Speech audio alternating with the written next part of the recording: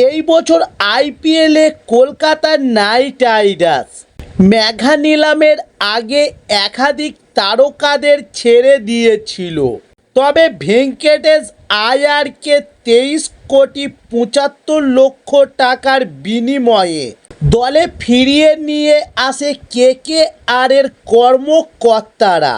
তবে গত বছর দলকে ট্রফি এনে দেওয়ার ক্ষেত্রে গুরুত্বপূর্ণ ভূমিকা পালন করেছিলেন তিনি।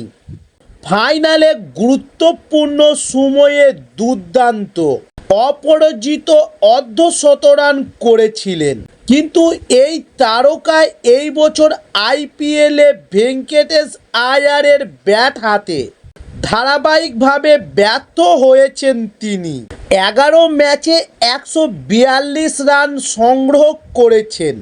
দলের প্রয়োজনে গুরুত্বপূর্ণ সময়ে জ্বলে উঠতে ব্যর্থ হয়েছে এই তারকা। তাই এবার 2026 আইপিএলের আগে এই তারকাকে ছেড়ে দিতে চাইছে নাইট কর্মকর্তারা। তাই এবার রাজস্থানের সঙ্গে অদলবদল করা হতে পারে ভেঙ্কটেশ আয়ারকে।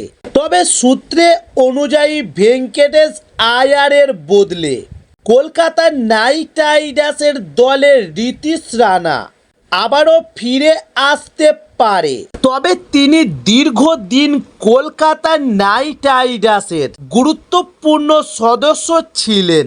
এই বছর মেগা নিলামের আগে এই তারকা ব্যাটসম্যানকে ছেড়ে দেয় নাইট কর্মকর্তারা। ফলে মেগা নিলামের মধ্য দিয়ে 4,20,00,000 টাকার বিনিময়ে রাজস্থানে যোগ দেন তিনি। তবে চলতি আইপিএলে এই দলের হয়ে চেন্নাই সুপার কিংসের বিরুদ্ধে গুরুত্বপূর্ণ ম্যাচে 36 বলে 81 রানের বিধ্বংসী ইনিংস খেলেছেন কেকেআরের ছেড়ে দেওয়া ক্রিকেটার রিতিশ রানা। তবে এছাড়াও 11 ম্যাচে তার ব্যাট থেকে এসছে 217 রান। ফলে এবার মনে করা হচ্ছে যে উত্তরপ্রদেশের এই ব্যাটসম্যানকে আবারও দলে ফিরিয়ে আনতে প্রস্তুত নাইট বাহিনী।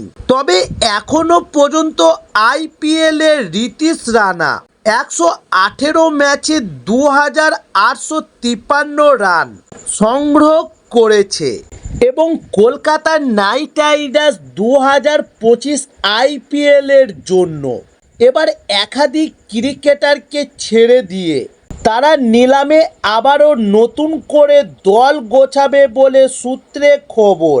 তাই এখন কলকাতা নাইট রাইডার্সের টিম ম্যানেজমেন্টের চিন্তায় রয়েছে একজন বিধ্বংসী ওপেনার ব্যাটসম্যান এবং সবচেয়ে বেশি চিন্তা রয়েছে এবার কলকাতা নাইট রাইডার্সের দলে একজন ফাস্ট বোলার। কারণ 2025 আইপিএলে কলকাতা নাইট রাইডার্সকে ভুগিয়েছে একজন ফাস্ট বোলারের অভাবে। তাই এবার সেই সমস্ত ঘাটতিগুলোকে পূরণ করে 2026 আইপিএলে আবারও শক্তিশালী স্কোয়াড নিয়ে মাঠে নামবে কলকাতা নাইট রাইডার্স।